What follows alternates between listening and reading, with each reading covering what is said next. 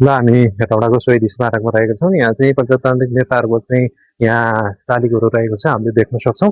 र हामी हेर्दै जाउँ, यो चाहिँ 4जनाको रहेको छ यहाँ चाहिँ।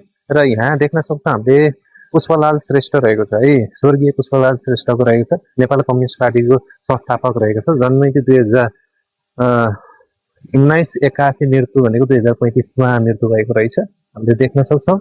र पुष्पलाल श्रेष्ठ रहेको छ, यो चाहिँ नेपाली कम्युनिस्ट पार्टीका है संस्थापक चाहिँ रहेका छौँ भने। अर्को हामी यतापट्टि देख्न सक्छौँ, अर्को रहेको छ हामीले। ल आउनु होला, यो चाहिँ यहाँ पानी सार्ने चाहिँ देख्न सक्छौँ हामीले। यहाँ चाहिँ अहिले चाहिँ पानी रहन्छ।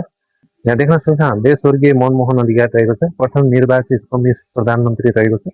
निर्वाचित कम्युनिस्ट प्रधानमन्त्री चाहिँ यहाँ रहेको छ। उनको जन्म चाहिँ 1986, मृत्यु 2056मा रहेको छ भने हामीले देख्न सक्छौँ। र अर्को यतापट्टि हामीले देख्न सक्छौँ। र यो रहेको छ हाम्रो निर्वाचित प्रजातान्त्रिक पार्कको समुद्घाटन शहीद दिवस रहेको छ 2076 तथा शहीद स्मारकको रजत वर्षको शुभ अवसरमा सामान्य राष्ट्रपति विद्यादेवी भण्डारीज्यूबाट सुसम्पन्न भएको भनेको छ। यो चाहिँ विद्यादेवी भण्डारीबाट चाहिँ समुद्घाटन भएको चाहिँ यो शहीद स्मृति पार्कमा चाहिँ रहेको छ। यहाँ देख्न सक्छौँ स्वर्गीय विशेष प्रसाद कोइराला रहेको छ। हामीलाई थाहा छँदैछ प्रथम जननिर्वाचित प्रधानमन्त्री रहेको छ विशेष प्रसाद कोइराला। जन्म 1971, मृत्यु 2039मा रहेको छ। यहाँ देख्न सक्छौँ विशेष प्रसाद कोइराला रहेको छ। यो विशेष प्रसाद कोइराला चाहिँ काङ्ग्रेसका रहेका छन् भने हामीले यो 3जना प्रजातान्त्रिक नेताको चाहिँ यो रहेको छ, स्मृतिहरू रहेको छ।